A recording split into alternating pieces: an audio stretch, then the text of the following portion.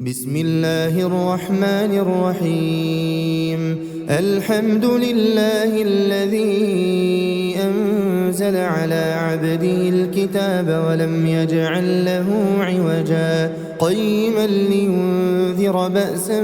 شديدا من لدنه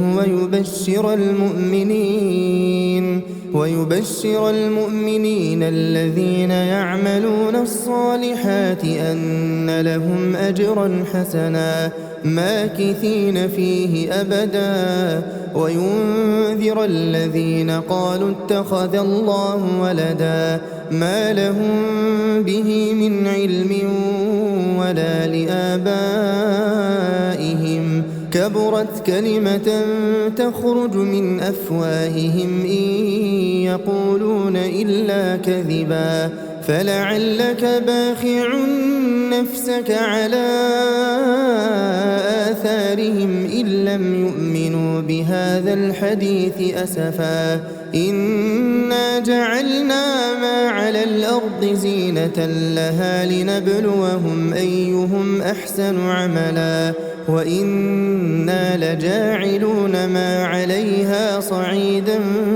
جرزا أم حسبت أن أصحاب الكهف والرقيم كانوا من آياتنا عجبا إذ أوى الفتية إلى الكهف فقالوا ربنا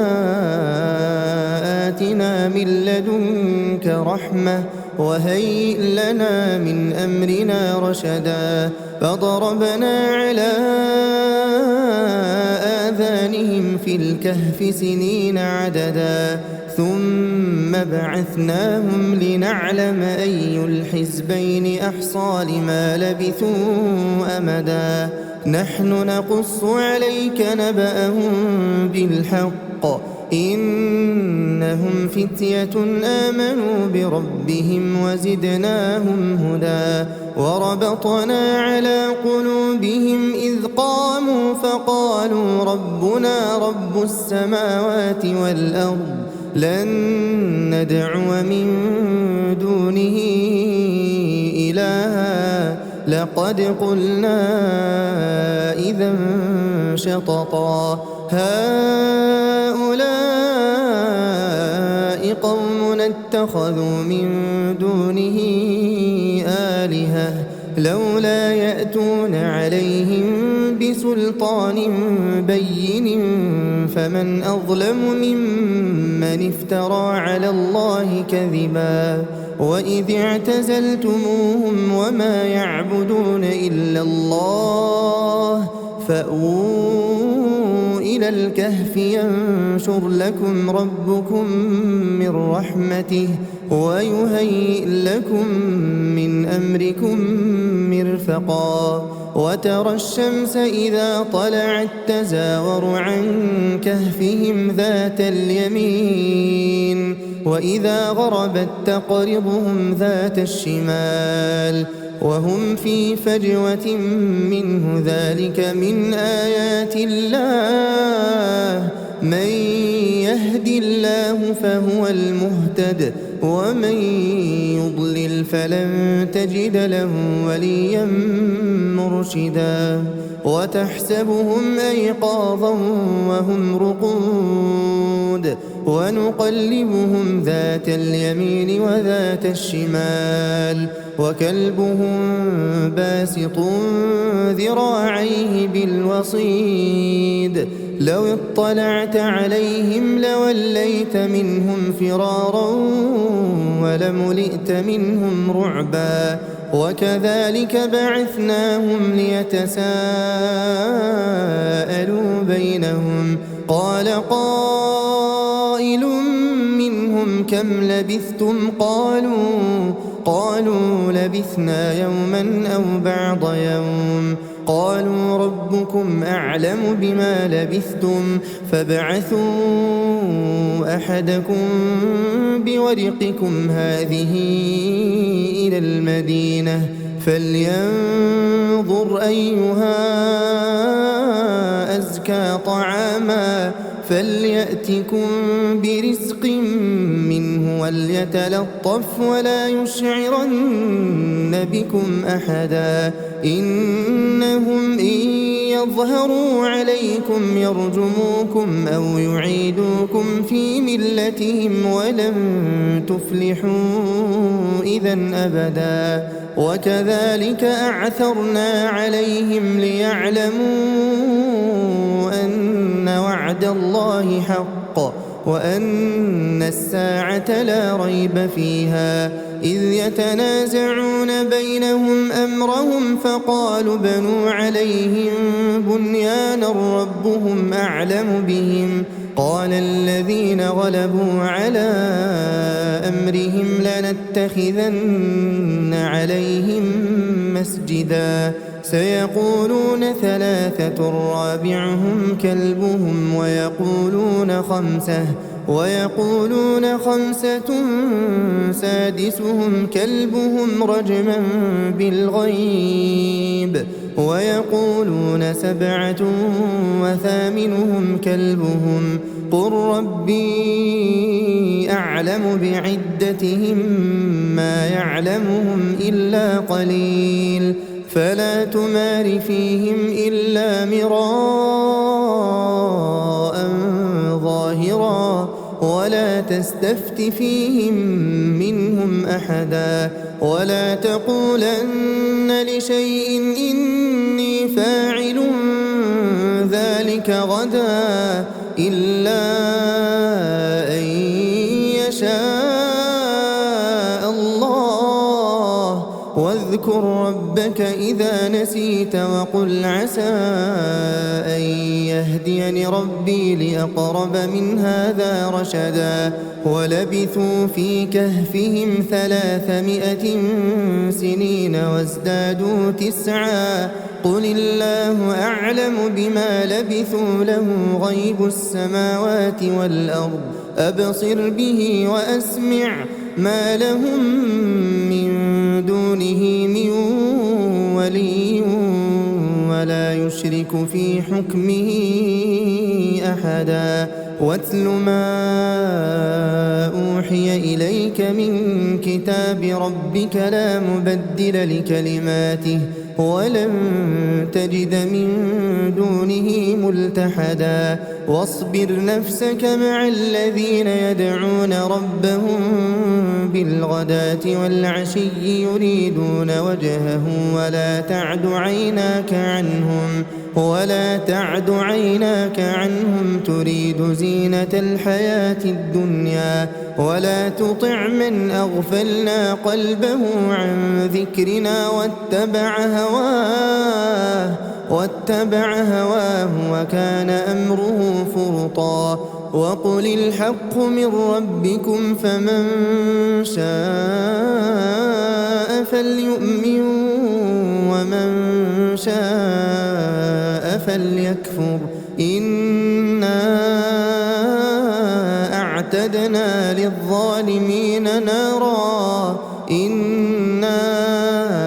أعتدنا للظالمين نارا أحاط بهم سرادقها وإن يستغيثوا يغاثوا بماء كالمهل يشوي الوجوه بئس الشراب وساءت مرتفقا إن الذين آمنوا وعملوا الصالحات إنا لا نضيع أجر من أحسن عملا أولئك لهم جنات عدن تجري من تحتهم الأنهار يحلون فيها من أساور من ذهب ويلبسون ثيابا خضرا من سندس واستبرق متكئين فيها على الأرائك نعم الثواب وحسنت مرتفقا واضرب لهم مثل الرجلين جعلنا لأحدهما جنتين من أعناب وحففناهما بنخل وجعلنا بينهما زرعا كلتا الجنتين آتت أكلها ولم تظلم منه شيئا وفجرنا خلالهما نهرا وكان له ثمر فقال لصاحبه وهو يحاوره أنا أكثر منك مالا وأعز نفرا ودخل جنته وهو ظالم لنفسه قال ما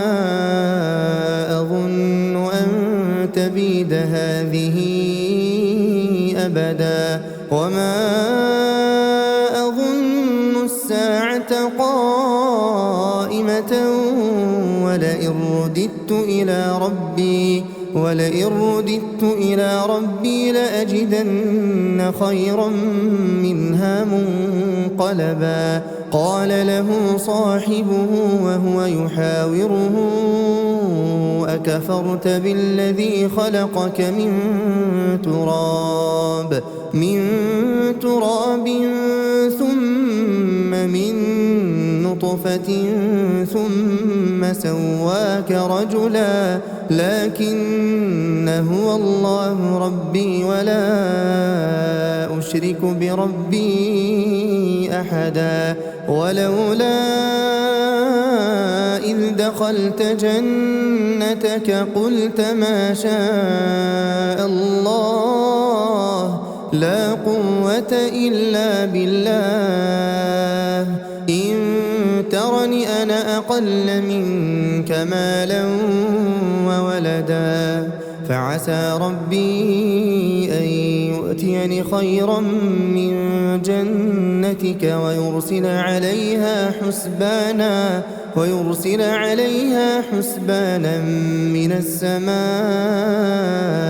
فتصبح صعيدا زلقا أو يصبح ماؤها غورا فلن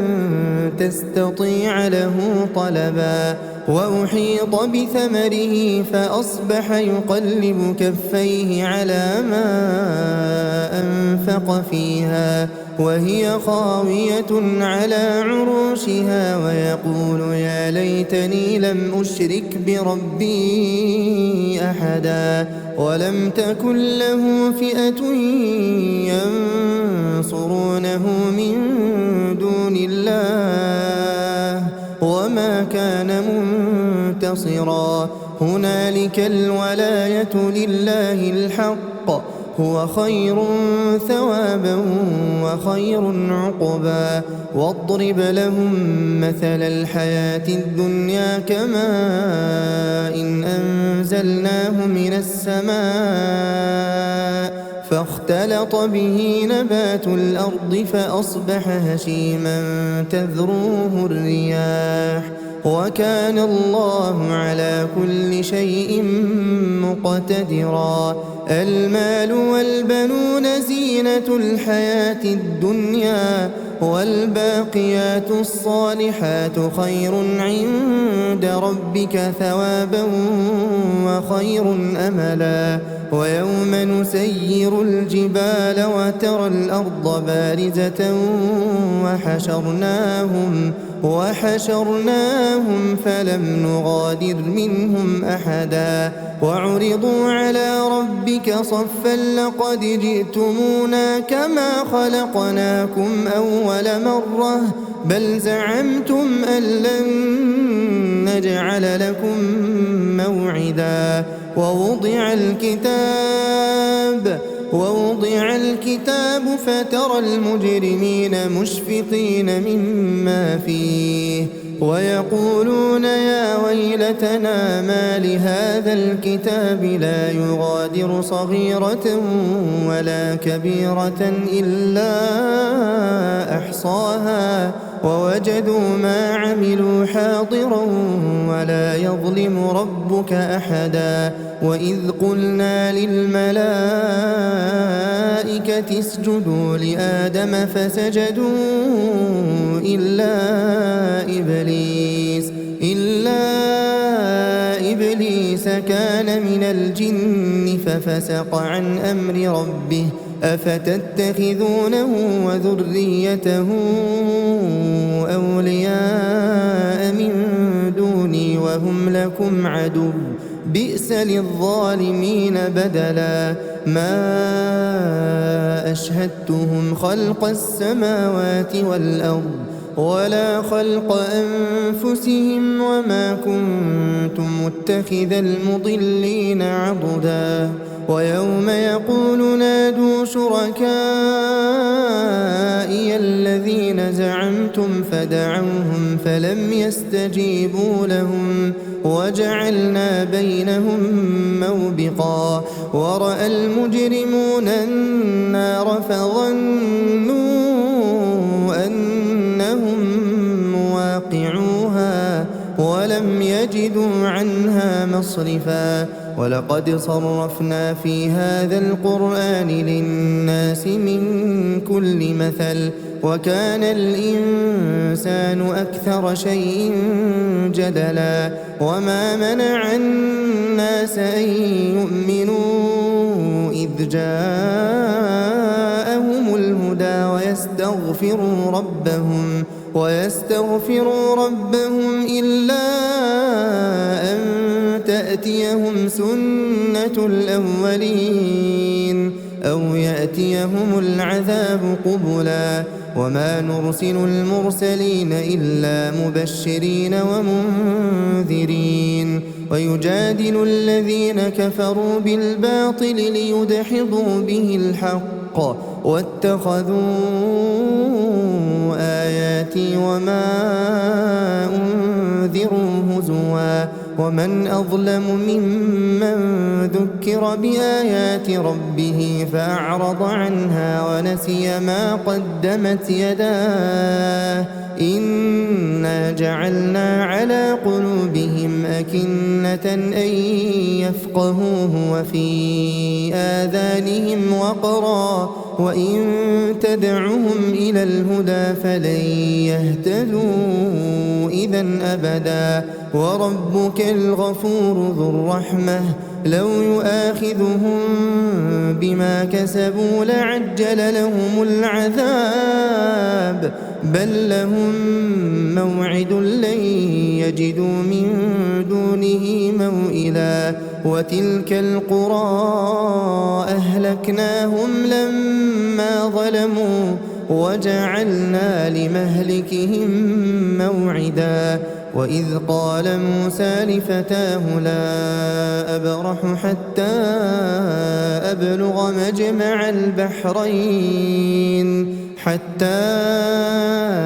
أبلغ مجمع البحرين أو أمضي حقبا فلما بلغا مجمع بينهما نسيا حوتهما فاتخذ سبيله في البحر سربا فلما جاوزا قال لفتاه آتنا غداءنا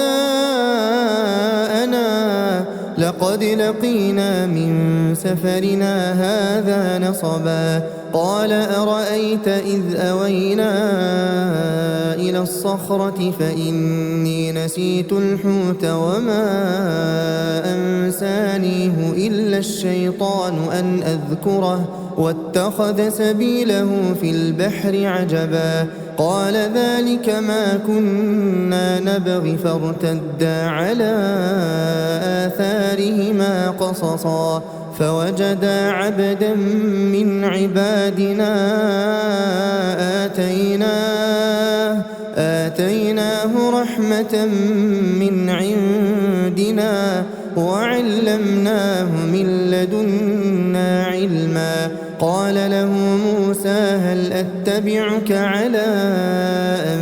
تعلمني مما علمت رشدا قال إنك لن تستطيع معي صبرا وكيف تصبر على ما لم تحط به خبرا قال ستجدني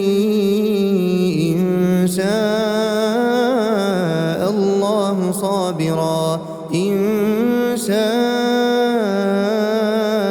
الله صابرا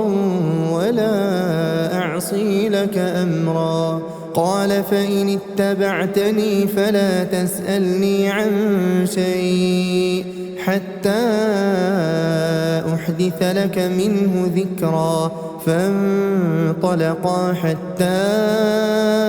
إذا ركبا في السفينة خرقها قال أخرقتها لتغرق أهلها لقد جئت شيئا إمرا. قال ألم أقل إنك لن تستطيع معي صبرا. قال لا تؤاخذني بما نسيت ولا ترهقني من أمري عسرا. فانطلقا حتى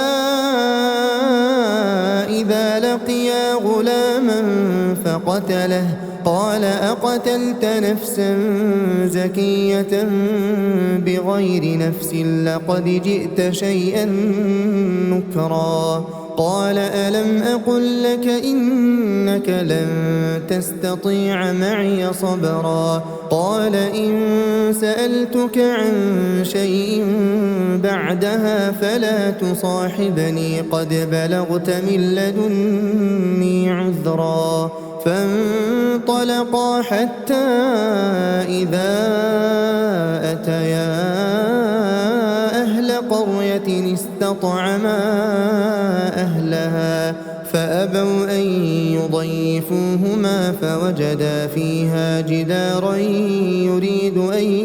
ينقض فأقامه. قال لو شئت لاتخذت عليه أجرا. قال هذا فراق بيني وبينك سأنبئك بتأويل ما لم تستطع عليه صبرا. أما السفينة فكانت لمساكين يعملون في البحر فأردت أن أعيبها وكان وراءهم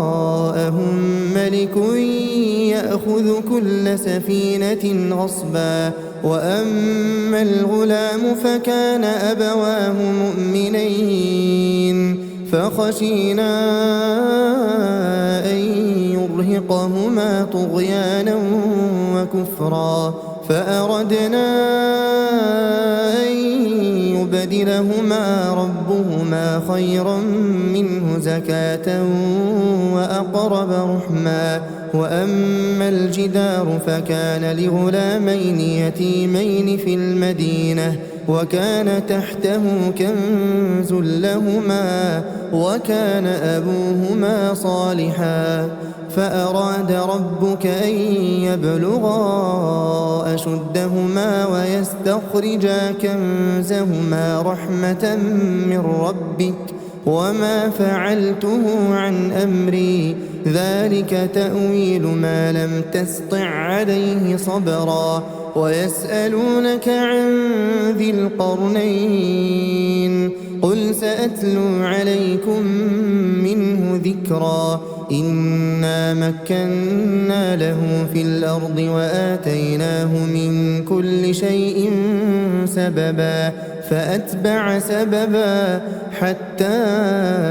إذا بلغ مغرب الشمس وجدها تغرب في عين حمئة ووجد عندها قوما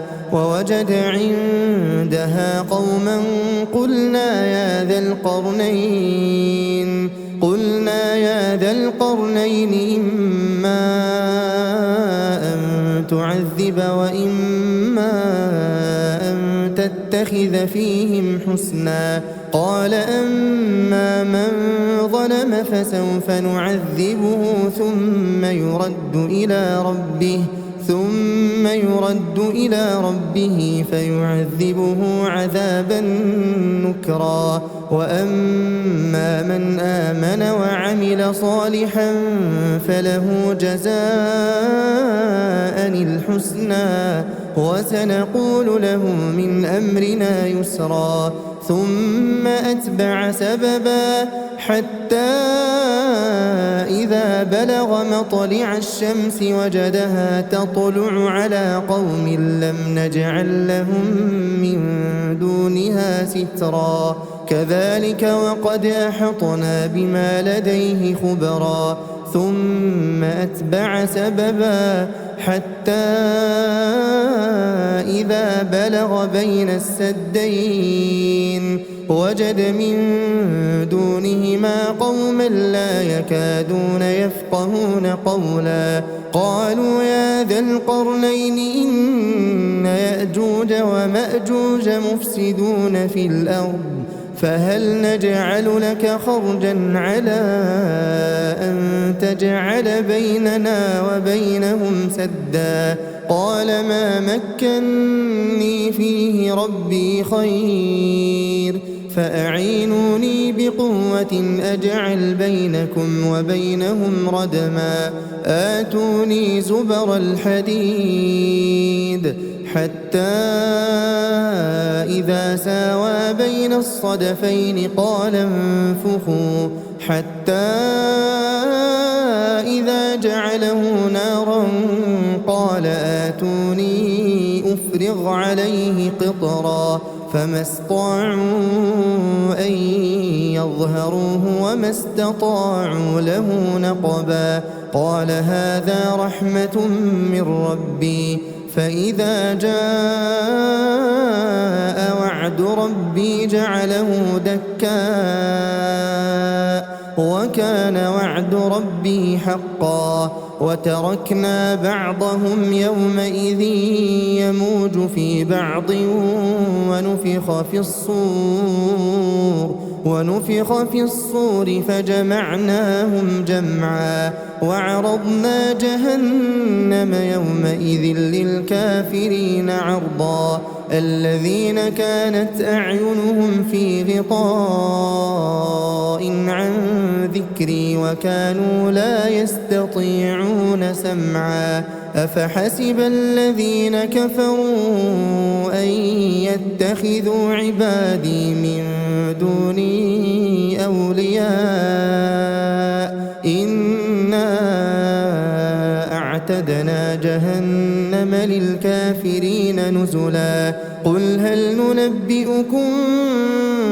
بالأخسرين أعمالا الذين ضل سعيهم في الحياة الدنيا وهم يحسبون أنهم يحسنون صنعا أولئك الذين كفروا بآيات ربهم ولقائه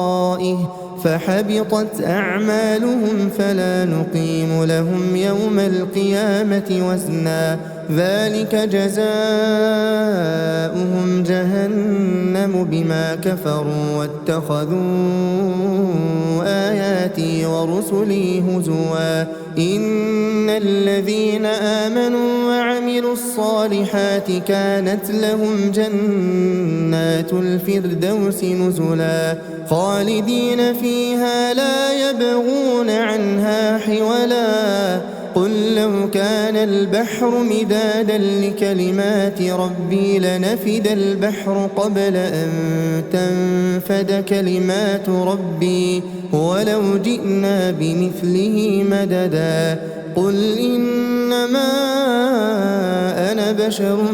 مثلكم يوحى إلي أنما إلهكم إله واحد فمن كان يرجو لقاء ربه فليعمل عملا